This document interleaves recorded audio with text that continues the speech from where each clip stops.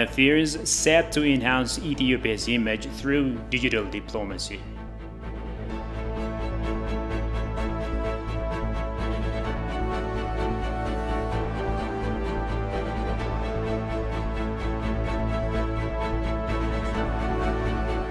And Sudanese Prime Minister Abdullah Hamdok dissolves cabinet.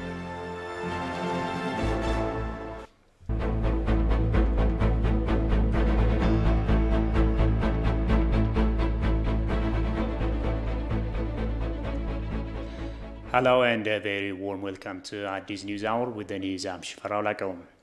The Ministry of Foreign Affairs of Ethiopia says it is working to enhance Ethiopia's image through digital diplomacy. The ministry is giving trainings to the newly appointed ambassadors. Spokesperson for the Ministry of Foreign Affairs of Ethiopia, Dina Mufti, said the objective of the training is to equip ambassadors with the very basic diplomatic principles. Goshuma Lesau reports. The Ministry of Foreign Affairs of Ethiopia is giving trainings to the newly appointed ambassadors on basic diplomacy and foreign policy. In an exclusive interview with ETV spokesperson for the Ministry of Foreign Affairs, Dina Mufti, said the objective of the training is ambassadors to invoice on vital issues of diplomacy. The very objective of this training is actually to make ambassadors familiar with the basic diplomatic issues and in fact to alert them to deal with the current situations. The training has contents. The contents would include foreign policy, the very visions, missions and objectives of our foreign policy. In fact, since these are the envoys who have come from practical areas, and most of them are very much familiar with the policy of the country, it will be proper to remind them on the very content of the foreign policy. Dina also explained that the ministry is striving to enhance Ethiopia's image through digital diplomacy. On top of that, the digital diplomacy is also a crucial diplomacy which time has come for. Apart from the conventional media, the social media is another sphere where diplomats have to be versed with and have to act as well. So performance in the digital diplomacy, efficiency and proficiency in that sphere is also expected of our diplomats, since this is the information age where informations flow very fast. And the reach out is very, very critical and very, very important. So our diplomats also should be versed with the digital diplomacy as well.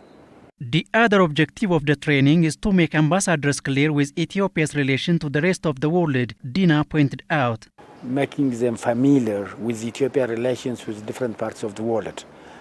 They will be familiarized with Ethiopia's relations with the neighboring countries in Africa. The very status of the current relationship of Ethiopia with the neighboring countries as well as the African countries. They will be also made familiar with the relationship of Ethiopia with Asia and the Pacific, the Middle East, North America and Europe as well. Apart from these, they will be also briefed on the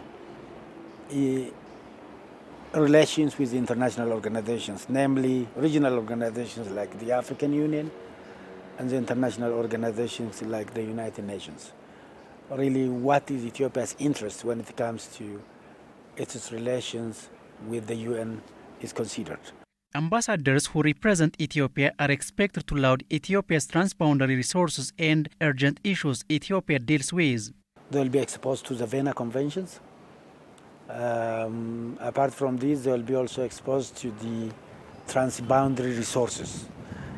When we talk about transboundary resources, we mean resources that cross the boundaries, like rivers and others.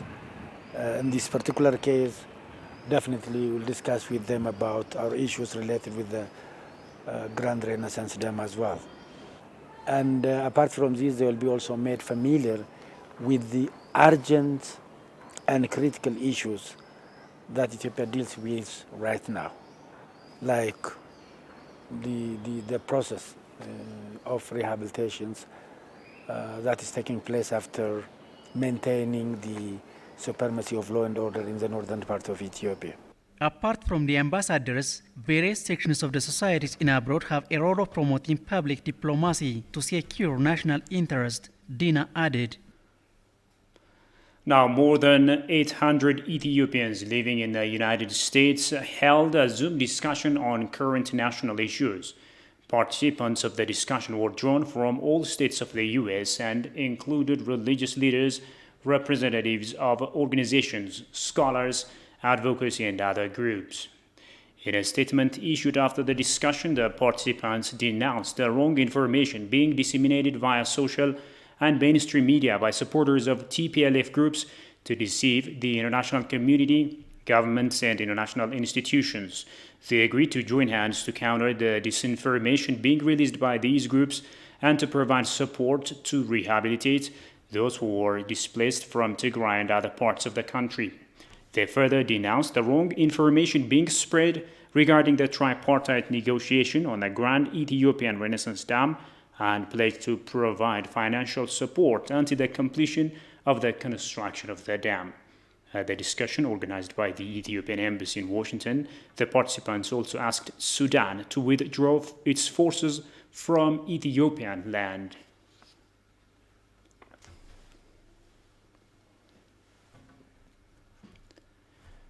Ethiopian ambassador to Sweden, Deriba Kuma, has conferred with Ambassador Helena Erak-Sinan, Deputy Director General of the Department for Africa and the Middle East in the Ministry of Foreign Affairs of Finland, and former ambassador to Ethiopia. The meeting focused on bilateral and regional matters of mutual interest to Ethiopia and Finland, according to the Ministry of Foreign Affairs.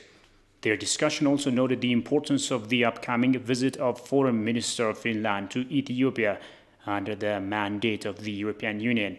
Ambassador Deriba briefed the Deputy Director General on the latest developments in the Tigray region, particularly the provision of humanitarian service. Ambassador Erak-Sinan, on her side, stressed the importance of enhanced humanitarian service to those in need.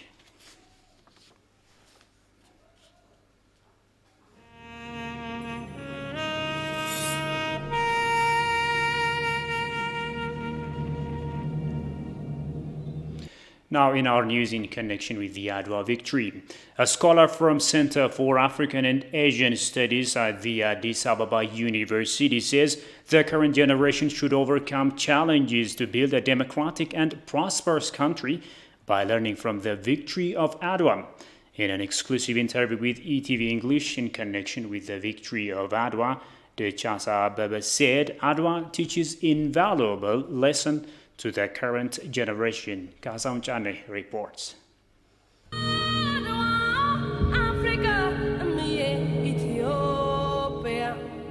The history of Adwa is the incarnation of a battle to resistance to any form of humiliation. Ethiopians have demonstrated time and again that they value much more their personality and identity rather than anything else, and they always prefer days to slavery, according to Dechasa Abebe from Addis Ababa University's Center for African and Asian Studies. Dechasa also noted that Ethiopian patriots do not mind being poor or backward as long as they do not have to trade with their freedom. The Ethiopians could win or they totally defeated the Italians at the Battle of Adwa, as far as my historical knowledge is concerned. A number of factors were there behind this victory. The major one, even if there were a number of supporting factors, the major one was the unity that was prevailing among the Ethiopians. The unity, they taught us one people, or they moved, shall I say, go to the war front or went to the war front as one people. That does not mean there were not differences or discontents or frictions among the Ethiopians. at that particular moment, what matters was they gave priority to their motherland, the issue of defending their motherland, and put aside their internal difference for the time being, or put it for tomorrow's assignment, and they attempted to defend their motherland. I think that can be considered as the major factor for their victory, or the Zen Ethiopians. A number of supportive factors might be there. We can take, for example, the leadership ability of the Zen political elite, so including the emperor himself and his wife, or the empress, and the way they mobilized the Ethiopians for that purpose can be taken as one factor. The Charter further highlighted that the history of Adwa is a synopsis of all these thoughts and beliefs, emphasizing why it was all that unity, force, determination and resolve to face hundreds of kilometers on foot with lots of luggage and provisions, and face a very sophisticated armed force without any feeling of inferiority. Providing logistics, a number of things were done. Therefore, throughout all these activities, every Ethiopian had his or her contribution, either directly or indirectly, let alone the Ethiopians as human beings. Even their animals had great contribution. For example, crossing all the way from different parts of Ethiopia to Adwa, they had to cross thousands of kilometers. Throughout all this, Ethiopians had no such modern transportation system. Ethiopians' way of life itself. All Ethiopians were part-time army. Whether they were peasants, traders, or engaged in different, shall I say, livelihood. In such cases, or when they thought that the country is in danger, all of them, I think, were mobilized for that purpose. I mean, for defending their motherland.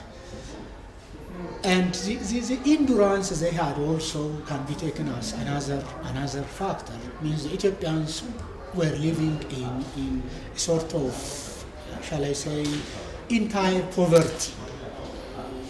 Barefoot, had no such enough provisions and the like.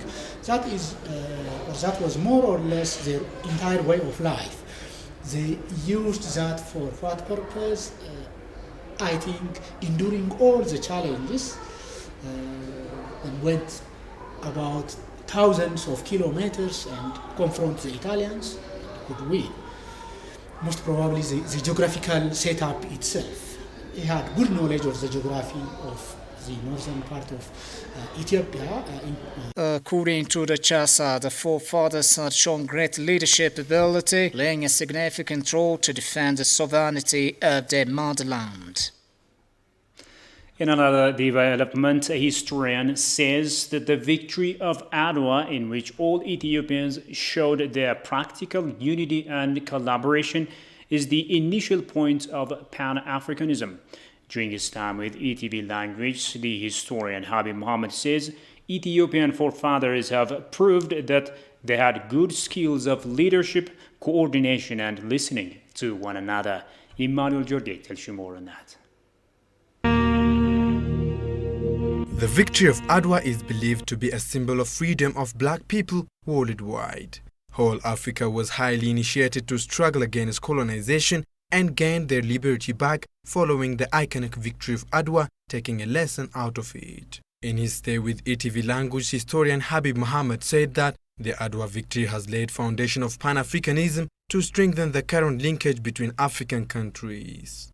Barole, Dabole, The Adwa victory has significantly motivated Africans to get rid of colonizers when they and their resources were abused by invaders, and victory has called pan-African movements. In this regard, Adwa's role in sparking movements to regain freedom is not acknowledged internationally as it deserves. We all Ethiopians across the world have a responsibility to promote the history of Adwa victory and its significant role for freedom of the black people. He added that Ethiopians in Adwa did not only show their unity, but their good leadership and coordination skills. Let alone that Ethiopian forefathers have assured that they had good skills of leadership, coordination and listening to each other. This generation should understand those skills are always important, and we owe our ancestors large sacrifice indebted to us in Adwa warfront for sovereignty of our great motherland, Ethiopia. The commemoration day of Adwa when we defeated invaders is not only a landmark of our invincibility, but is also a pride and symbol of black people's freedom.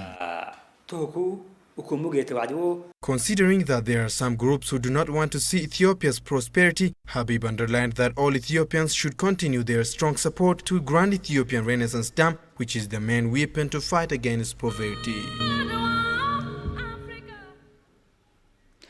Meanwhile, a torch lighting ceremony was held here in Addis Ababa yesterday, marking the official launch of the commemoration of the 125th anniversary of the victory of Adwa. The event, which was prepared by the Ministry of Culture and Tourism, has also officially designated February as the month of Adwa. The occasion, which also featured other events, will beef up the unity of Ethiopians, it was noted. Ethiopia will celebrate its landslide victory of Adwa throughout the month, commemorating the victory at the triumph of not only Ethiopians but also that of the black people across the globe.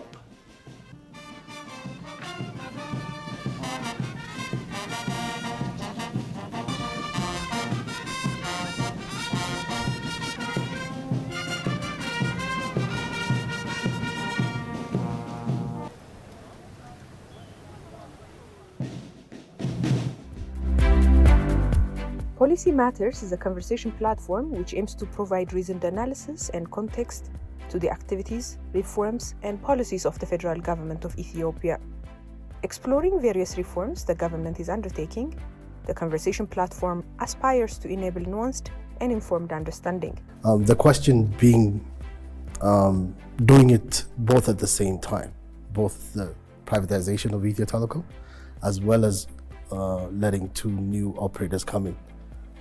Don't you think that's too much to bite? Yes, this is a huge enterprise. Yes, it takes a huge toll on us, but it's also so important, so critical for the future of this country that it was worth doing it this way. So having said that, let me ask you this. Since you represent technically the Ministry of Finance, so I'm going to put this question to you. What are you looking at when it comes to this sector, the telecom sector? Is there going to be resources allocated? If we have to make a difference in Ethiopian economy, the most important thing we must do is to make sure ideas are properly financed for execution. That's what we've been lacking in this country.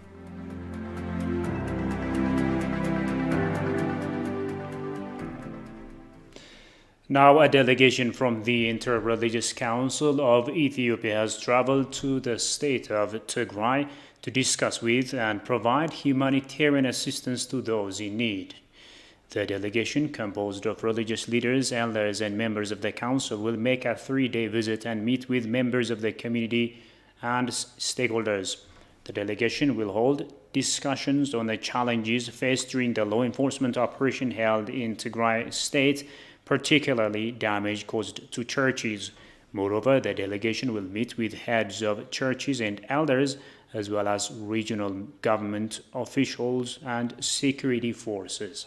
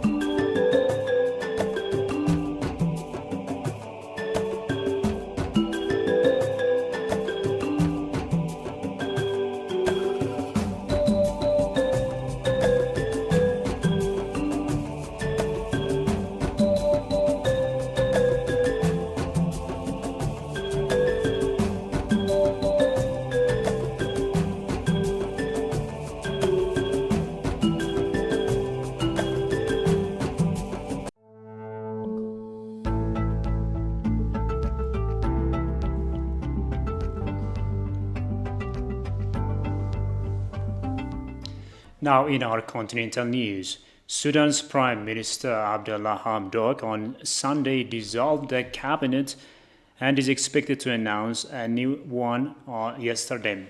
In a statement, the Prime Minister's office said the ministers would remain in office until the new ones take office and full handover is done. Sudan has been under transitional when former President Omar al-Bashir was ousted.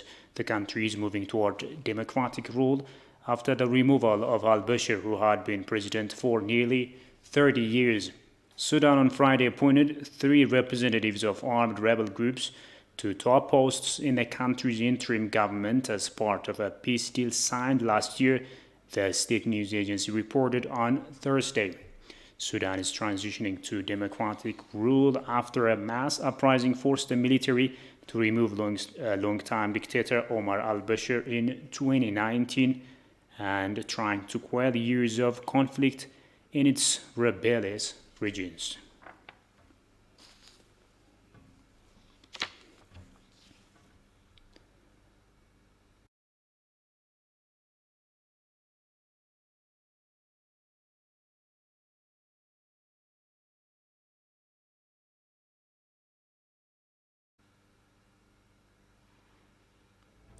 Finally, a quick reminder of the top stories. Ministry of Foreign Affairs set to enhance Ethiopia's image through digital diplomacy.